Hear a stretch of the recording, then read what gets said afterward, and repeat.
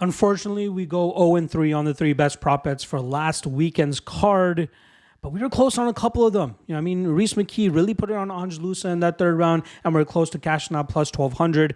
Bashrak goes out there and gets his first ever finish in the UFC, so we whiff on the decision prop. And then for some reason, Volkan Oezdemir goes out there and gets a submission rather than a knockout, which was oh so close for him as well, especially considering how much he was dominating his opponent on the mat. If he just postured up and threw down a couple more big shots, we could have cashed that KO prop. Kind of reminds me of when I bet on Tyron Woodley to win by knockout against Darren Till, and he goes out there and gets his first submission victory. Not just a submission, but a Darce choke over a guy like Darren Till. So, got a little bit overzealous by specifically going with the KO prop for Oezdemir, and we end up going 0-3 on the three best prop bets. But we're back for another three best prop bets for you guys for UFC 293.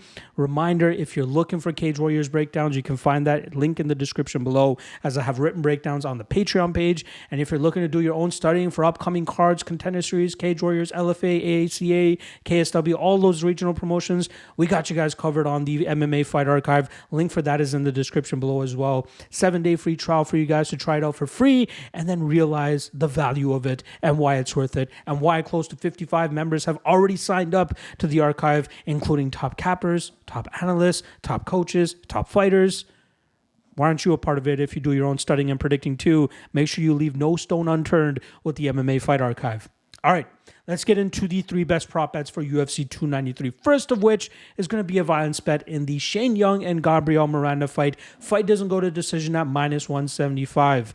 Now, Miranda is one of those guys that reminds me of Terrence McKinney, who, gets the early kill or ends up gassing out and gets killed himself. And I expect Shane Young to go out there and get the finish over Miranda. Not to mention Young being on a little bit of a losing streak right now. I'm expecting a fire out of him, especially being buoyed by his hometown crowd. I expect him to go out there and thwart the early grappling attempts of Miranda. And even if Miranda gets his grappling going and finds a submission, fight doesn't go to decision, cashes regardless.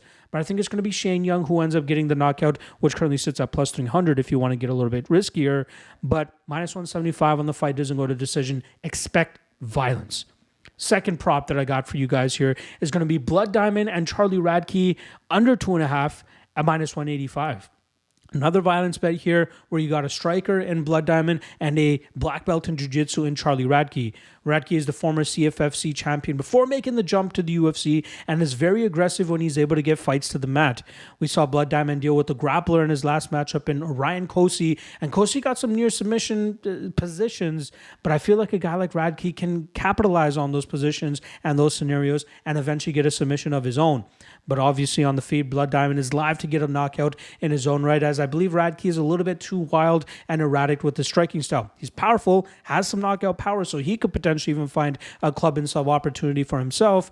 But I think the final submission, or the final way this fight ends anyway, is going to be by submission by Charlie Radke. If you want to take that specific prop, go for it. But I'm going violence regardless, no matter who ends up getting the hand raise here. And I believe it's going to be Radke under 2.5, minus 185. Hopefully violence comes through. And then finally, main event. You can get this priced anywhere between minus 120 and plus 115 based on some of the bookies that I've seen. Israel Adesanya by knockout over Sean Strickland. I believe that this is a perfect striking matchup for Adesanya to go out there and record another knockout victory. Sean Strickland stands in front of his opponents and welcomes pocket exchanges a little bit too much, especially when he's going up against a better technical striker.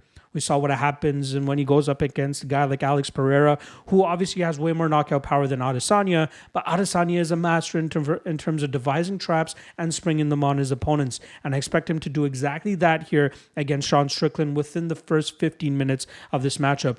This is another fight where you could possibly even target the under 4.5, as maybe the pressure and pace of Strickland catches up to Adesanya and he's able to get him out of there. But I think it's going to be the expertise and the master striker in Adesanya who ends up setting that trap and gets the knockout. I'm thinking head kick. For some reason, I just see head kick for some reason, and I think that's what's going to end up ending the fight here. But Adesanya by KO, minus 120 is what I'm officially going to record for this segment.